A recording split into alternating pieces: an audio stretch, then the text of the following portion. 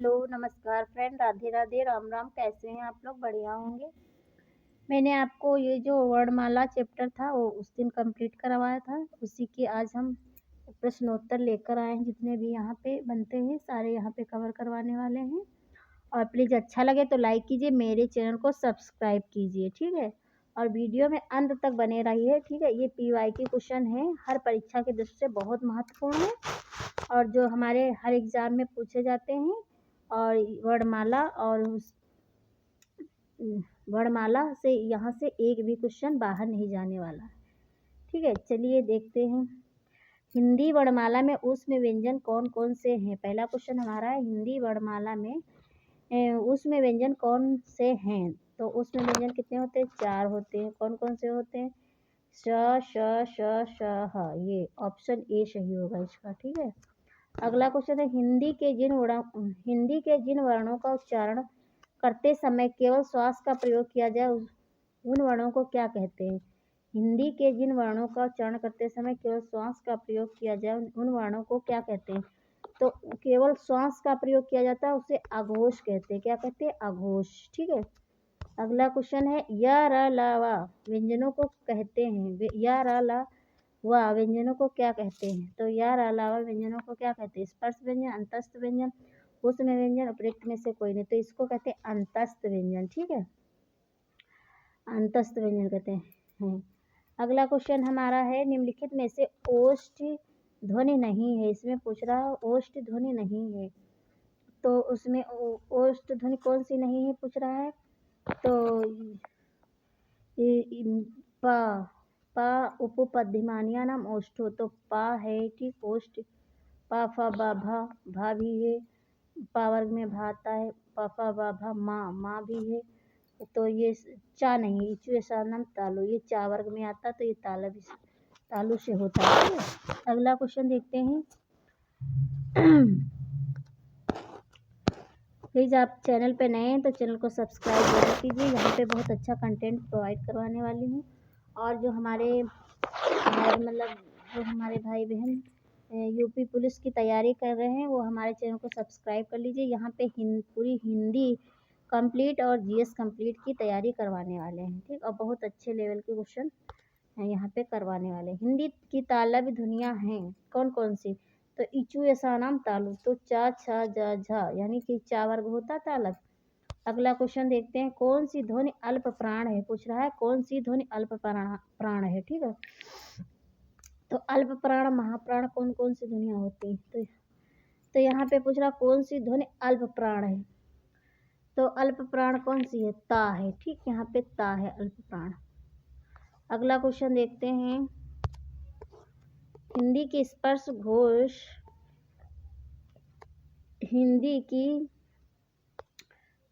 घोष महाप्राण दंत व्यंजन ध्वनि है, ठीक है। स्पर्श घोष महाप्राण दंत व्यंजन ध्वनि कौन सी है, ठीक है। तो कौन सी है? हिंदी की स्पर्श घोष महाप्राण दंत व्यंजन ध्वनि है। आप लोग कमेंट बॉक्स में बताइए अपना आंसर कौन सी है। तो ये था होगी, ठीक। कौन सी होगी? था होगी। अगला क्वेश्चन देखते हैं, हिंदी की स्पर्श घोष महाप्राण ओष्ठ व्यंजन ध्वनि कौन सी है? तो इसमें भा होगा, ठीक है, भा। अगला क्वेश्चन देखते हैं। देखिए मैं यहाँ पे आपका टाइम वेस्ट नहीं कर रही हूँ, ठीक है। जैसे कि बहुत सारी बातें करके और जो मैं क्वेश्चन है उसी पे फोकस करती हूँ, ठीक है। तो इसलिए आपका टाइम भी बहुत इम्पोर्टेंट है। इसलिए फ्रेंड, आप लोग अगर चैनल पे नए हैं तो चैनल को सब्सक्राइब कर लीजिए और अच्छे अच्छे क्वेश्चन आपको हम प्रोवाइड करवाने वाले हैं। चलिए, निम्नलिखित में से कौन सा स्वर संवृत है? संवृत पूछ रहा है, तो कौन सा स्वर संवृत है? संवृत कौन सा है? तो ई, छोटी ई संवृत है, ठीक है। और अच्छे लेवल के सारे क्वेश्चन हैं, सभी देखिए। PGT एग्ज़ाम, GIC, UPPSC में सब पूछे गए, UPPCS वगैरह में, ठीक है। हिंदी की पूछ रहा है, हिंदी की मूर्धन्य ध्वनियाँ हैं। हिंदी की मूर्धन्य ध्वनियाँ कौन सी होती? तो मूर्धन्य टा ठा डा ढा अणा, ये होगी मूर्धन्य ध्वनियाँ। ऑप्शन बी सही होगा। अगला क्वेश्चन देखते हैं, हिंदी की बा ध्वनि है, हिंदी की बा ध्वनि है, कौन सी है? तो पा फा बा भा, उपपदिमानिया नाम ओष्ठ है, तो पा वर्ग में पा फा बा भा मा, तो पा वर्ग में बा आता है तो ओष्ठ ध्वनि होगा। ठीक है, अगला क्वेश्चन देखते हैं, निम्नलिखित में से कौन में से दंत ध्वनि है? तो दंत ध्वनि है लटू लसानाम दंता, ता वर्ग आता है दंत में। ठीक है, तो ता होगा इसमें। ठीक, अगला क्वेश्चन देखते हैं, निम्न में से कौन सा स्वर समृत है? कौन सा स्वर समृत है? समृत पूछ रहा है, तो समृत कौन सा है? छुट्टी ई होगी समृत, ऑप्शन सी सही होगा। निम्नलिखित ध्वनियों में से कौन सी दंतोष्ठ है? निम्नलिखित ध्वनियों में कौन सी दंत्योष्ठ है? ठीक है, तो दंत्योष्ठ कौन सी है? तो वह है वकारस दंतोष्ठम। अगला देखते हैं, निम्नलिखित वर्णों में से कौन सा मूर्धन्य ध्वनियों का है? इसी प्रकार फ्रेंड यहाँ पे हिंदी व्याकरण से सारे पहले मैं टॉपिक कवर करवाऊंगी, उसके बाद जितने भी क्वेश्चन आंसर बनेंगे सारे यहाँ पे कवर करवाने वाली हूँ। तो इसलिए फ्रेंड आप लोग वीडियो पे चैनल पे अगर नए हैं तो चैनल को सब्सक्राइब ज़रूर कर लीजिए, जिससे आपकी अच्छे लेवल की तैयारी हो जाएगी। चलिए देखते हैं, निम्नलिखित वर्णों में से कौन सा मूर्धन्य ध्वनियों का है? तो टा ठा डा ढा। ठीक, ये मूर्धन्य हो गया। सा ध्वनि का उच्चारण स्थान है, सा ध्वनि का उच्चारण स्थान क्या है? तालव, इचू ऐसा नाम तालु। अगला क्वेश्चन है, निम्न में से कौन सा व्यंजन पार्श्विक है? तो पार्श्विक व्यंजन कौन सा होता है? ला पार्श्विक व्यंजन होता है। ठीक है, अगला, प्रयत्न के आधार पर ला किस प्रकार की ध्वनि है? तो ला है पार्श्विक व्यंजन। ठीक है, अगला क्वेश्चन देखते हैं, निम्नलिखित में से कौन सा पश्च स्वर है? पश्च स्वर पूछ रहा है, तो बड़ा होता पश्च स्वर। ठीक है, बड़ा छोटा मतलब बड़ा होता है पश्च स्वर। आधुनिक व्याकरण की दृष्टि से बा वर्ण का वैशिष्ट है? पूछ रहा, आधुनिक व्याकरण की दृष्टि से बा वर्ण का वैशिष्ट है, क्या है?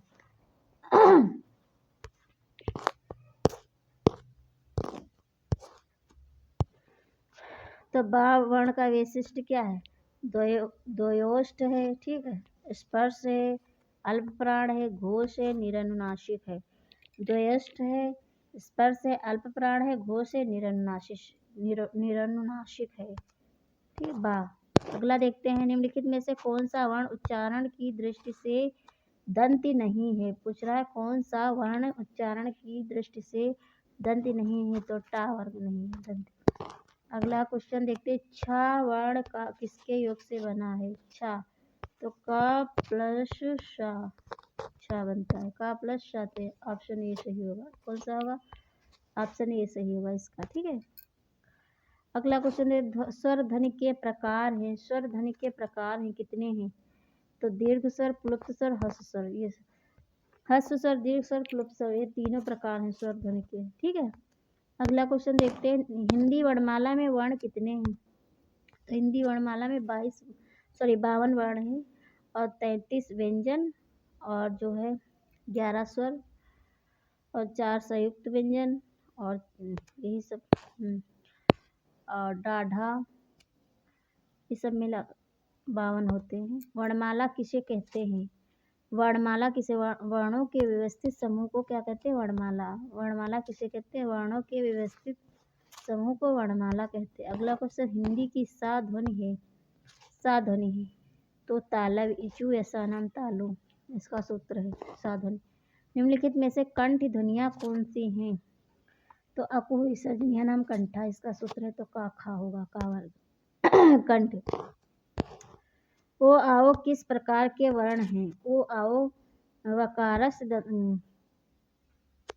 ओ दो तो ओ आओ कंठोष्ठ हैं। ओ आओ, तो ये कंठोष्ठ हैं। ठीक है, ओ आओ किस प्रकार के वर्ण है? तो कंठोष्ठ वर्ण है। अगला क्वेश्चन देखते हैं, निम्न में से अर्ध स्वर कहलाता है, अर्ध स्वर क्या कहलाता है? या, क्या कहलाता है? या।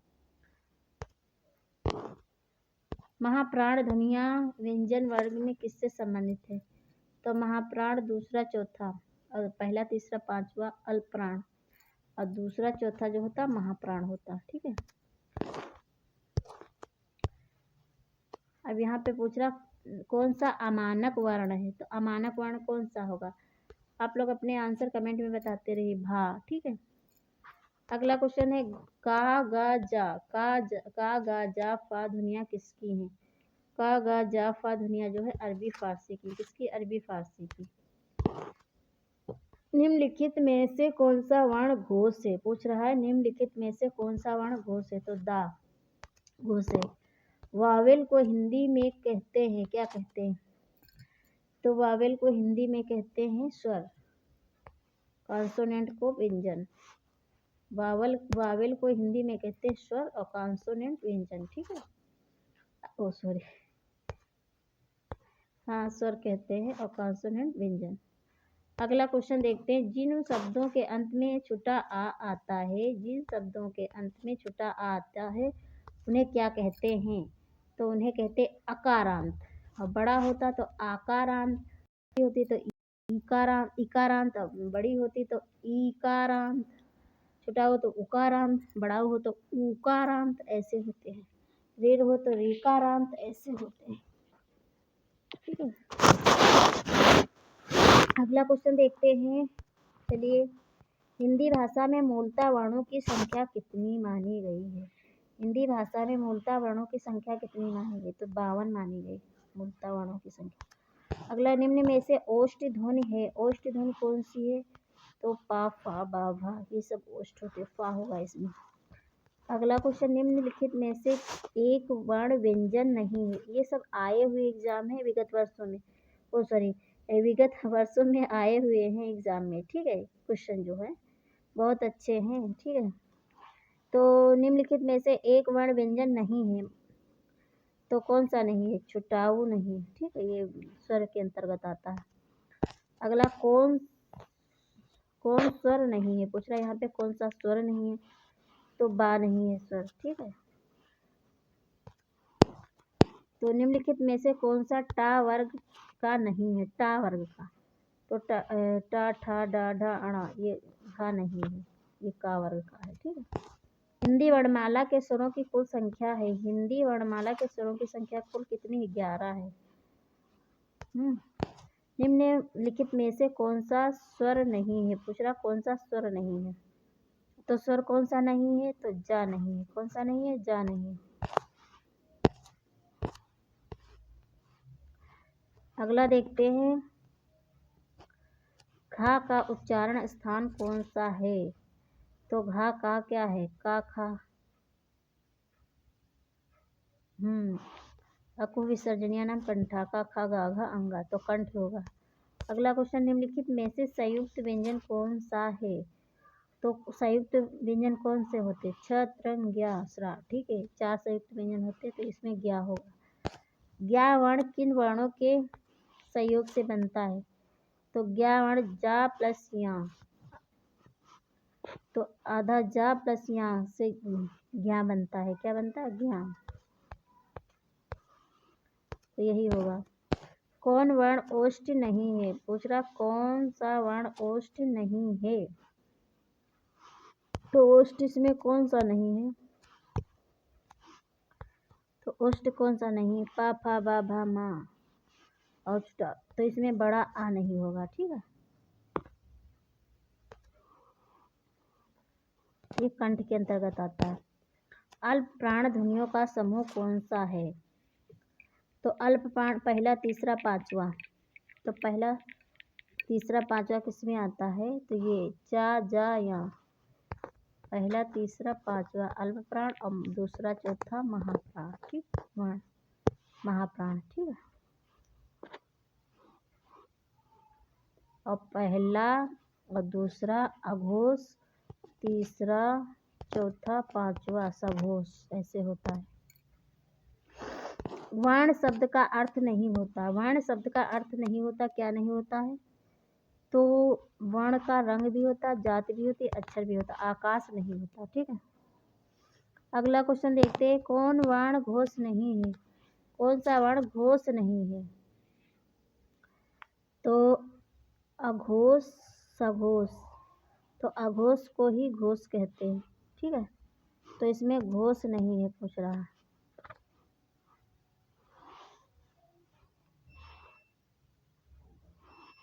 तो घोष नहीं है पूछ रहा, ता नहीं होगा, ठीक, ता नहीं होगा, घोष नहीं है पूछ रहा ना, ता नहीं होगा इसमें। अगला, किन ध्वनियों को अनुस्वार कहा जाता है? किन ध्वनियों को अनुस्वार कहा जाता है? स्वर के बाद आने वाली नासिक की ध्वनियाँ, स्वर के बाद आने वाली नासिक की ध्वनियों को अनुस्वार कहा जाता है। क्या कहा जाता है? स्वर के बाद आने वाली नासिक की ध्वनियों को अनुस्वार कहा जाता है। किस शब्द में री स्वर नहीं है? तो इसमें पूछ रहा है किस शब्द में ऋ स्वर नहीं है, तो इसमें कौन सा होगा? ऋ शब्द किसमें नहीं है? तो देखो, कृपा में भी है री, और कृष्णा में भी री है, दृष्टि में भी री है, रिवाज में नहीं होगा, रिवाज में री। अगला, निम्नलिखित में से दंतव्य वर्ण है, दंतव्य वर्ण कौन सा है? तो ता है, ता था दा धा ना, दंतव्य। अगला, घा का उच्चारण स्थान कौन सा है? घा का उच्चारण स्थान कौन सा है? तो घा का खा गा घा अंगा कंठ, अको विसर्जनीय नाम कंठा, कंठ होगा। अब देखिए विराम, देखो यहाँ पे हमने 2 टॉपिक कवर किए हैं, एक विराम चिन्हों का और ये जो है वर्णमाला का। तो पहले हमने जो है उसका टॉपिक विराम चिन्हों और वर्णमाला का पहले वीडियो में कवर किया था। अब उससे जो बनने वाले क्वेश्चन आंसर थे वो मैंने यहाँ पे कवर किए, तो एक साथ में 2 टॉपिक हो गए। इसमें से कौन सा विराम चिन्ह ऐसा है जो हिंदी में अंग्रेजी भाषा में नहीं लिया गया है? जो हिंदी में अंग्रेजी भाषा से नहीं लिया गया, ठीक है, बाकी सब अंग्रेजी भाषा से लिए गए, तो ये अल्प विराम होगा, ये नहीं लिया गया, ठीक है। अगला क्वेश्चन, विराम का अर्थ है, विराम का अर्थ क्या होता है? तो विराम का अर्थ होता है ठहरना या रुकना। क्या होता है? ठहरना या रुकना। श्री कामता प्रसाद गुरु जी के अनुसार विराम चिन्हों को किस भाषा से लिया हुआ माना जाता है? तो ये अंग्रेजी भाषा से लिया हुआ माना जाता है। श्री कामता प्रसाद जी के अनुसार विराम चिन्हों की संख्या कितनी है? तो 20 है। विराम चिन्हों की संख्या कितनी? 20।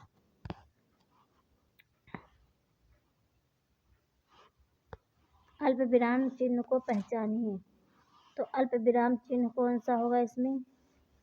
ऑप्शन ए सही होगा, ठीक है।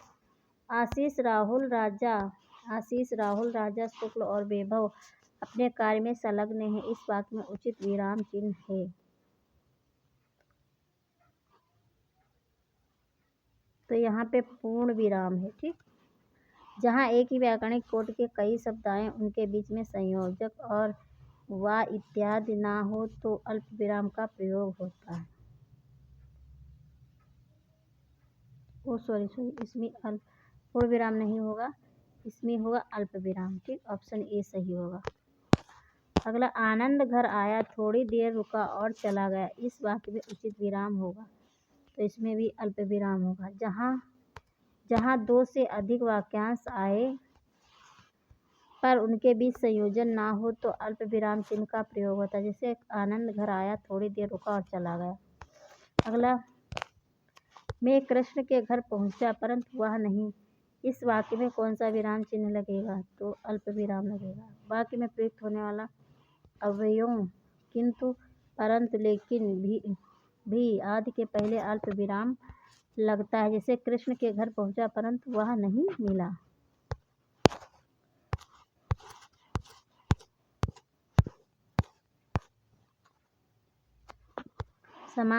समानाधिकरण शब्दों के मध्य में किस विराम चिन्ह का प्रयोग होता है?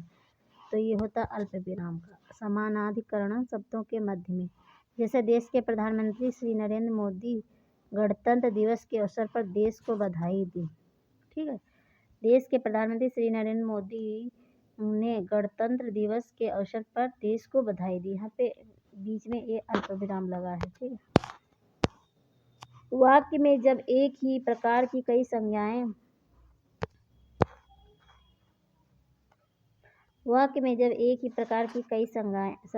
आए तो उनके बीच किस प्रकार का विराम चिन्ह लगता है? तो किस प्रकार का विराम चिन्ह लगता है? तो अल्प विराम लगता है। क्या लगता है? अल्प विराम। छंदों में एक चरण की समाप्ति पर किस विराम चिन्ह का प्रयोग होता है? तो अल्प विराम। एक छंदों में एक चरण की समाप्ति पर जो है अल्प विराम का चिन्ह लगता है। रामू जो बड़ा अच्छा खिलाड़ी है, कल उसकी टांग टूट गई। वाक्य में उचित विराम चिन्ह का प्रयोग किया। ये अल्प विराम लगा इसमें। उपवाक्यों के पूर्व और पश्चात भी अल्प विराम लगता है। रामू जो बड़ा खिलाड़ी है, वह कल उसकी टांग टूट गई। जाना है तो जल्दी जाओ। जाना है तो जल्दी जाओ। वाक्य में उचित विराम चिन्ह का प्रयोग करें। तो ये अल्प विराम होगा। कौन सा? अल्प विराम।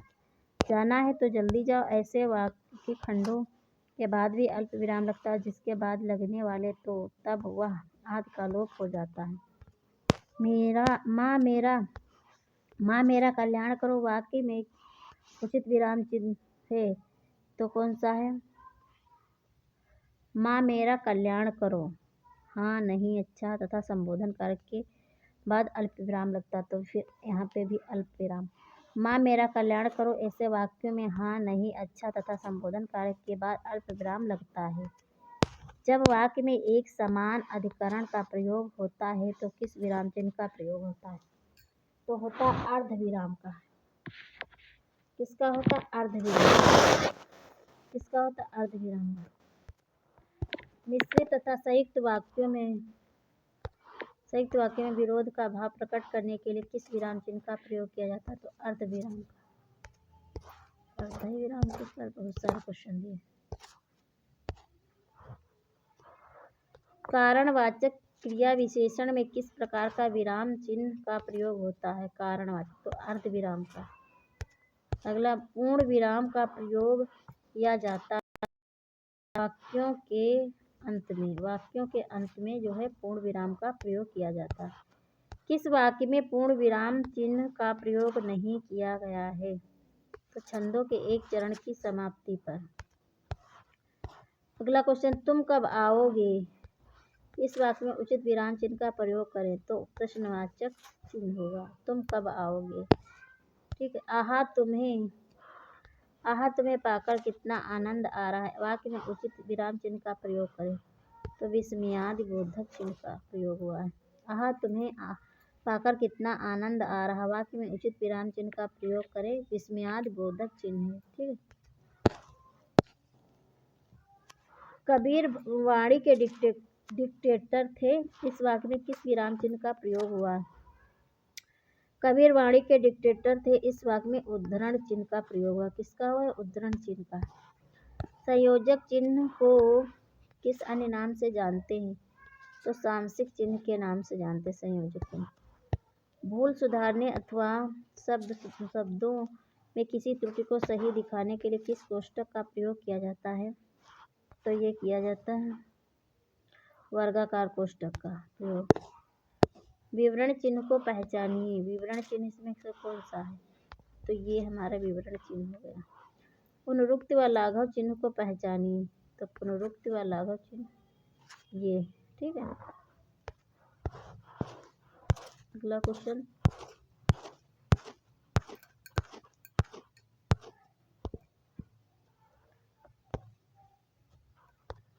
पाद चिन्ह श्री कामता प्रसाद गुरु जी ने किस नाम से अभिविहित किया है? तो रेखा नाम से।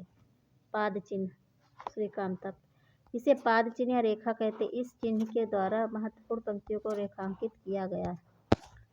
हंस पद किस विराम का एक और नाम है? हंस पद किस विराम का एक और नाम है? तो त्रुटि विराम का एक नाम है। तुल्यता सूचक चिन्ह को पहचानिए। तुल्यता सूचक चिन्ह कौन सा है? तो ये है तुल्यता सूचक चिन्ह, ये है पाषाण बराबर पत्थर। ठीक है। विडोजा, ये तुल्यता है। जैसे कि विडोजा इंद्र के समान है, तुलना की गई पाषाण की यानी पत्थर को ही। ये तुल्यता सूचक चिन्ह यहाँ पे बीच में लगा है। अगला देखते, पाद बिंदु चिन्ह की पहचान करें। पाद बिंदु चिन्ह की पहचान करें तो पाद बिंदु चिन्ह कौन सा? ये है। अगला, समाप्त सूचक चिन्ह की पहचान करें। समाप्त सूचक चिन्ह की पहचान करें तो ये होगा इसका ऑप्शन, ये सही होगा। किस शब्द में ए स्वर नहीं है? पूछ रहा किस शब्द में ए स्वर नहीं है? तो ऐक्य में है, पैतृक में भी है, स्नेह में भी, वैदिक में नहीं। ए स्वर जो है वैदिक में नहीं। किसी बड़े अंश का संक्षिप्त रूप दर्शाने के लिए किस चिन्ह का प्रयोग किया जाता है? तो लाघव चिन्ह या संक्षेप सूचक का प्रयोग किया जाता है। सही विराम चिन्हों वाला वाक्य कौन सा है? तो कौन सा है? छी तुमने तो नाक ही डुबो दिया। सही विराम चिन्हों वाला वाक्य कौन सा? छी तुमने तो नाम ही डुबो दिया, सॉरी। जहाँ योजक चिन्ह का प्रयोग नहीं करते पहचानिए। तो कर्मधारय समास से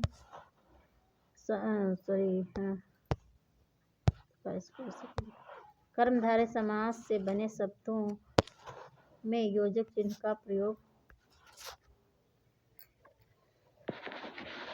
ये नहीं करते, यहाँ नहीं करते, ठीक है। कर्मधारय समास में दो संयुक्त क्रियाएं एक साथ प्रयुक्त हों तो वहाँ करते हैं। रीतिवाचक और परिमाणवाचक क्रिया विशेषण में प्रयुक्त दो अवयवों में इसमें भी करते। जब क्रिया की मूल धातु के साथ प्रेरणार्थक क्रियाएं तब भी करते हैं। ये ऑप्शन डी होगा इसमें। यहाँ पे कर्मधारय समास से बने शब्दों में योजक चिन्ह का प्रयोग नहीं करते हैं। अगला क्वेश्चन है, किसी कठिन शब्द को स्पष्ट करने के लिए किस क्रिया चिन्ह का प्रयोग किया जाता है? तो कोष्ठक का प्रयोग किया जाता है। किसका किया जाता है? कोष्ठक का। चलिए आज के लिए इतना ही, और नेक्स्ट जो है चैप्टर हम अगले वीडियो में लेकर आएंगे। और अगर चैनल पे नए हैं तो चैनल को सब्सक्राइब कर लीजिए, जो हमारी हर परीक्षा की दृष्टि से बहुत महत्वपूर्ण है। हिंदी यहाँ कवर करवा रहे हैं। Thanks for watching friends. नमस्कार, बने रहिए मेरे चैनल पे।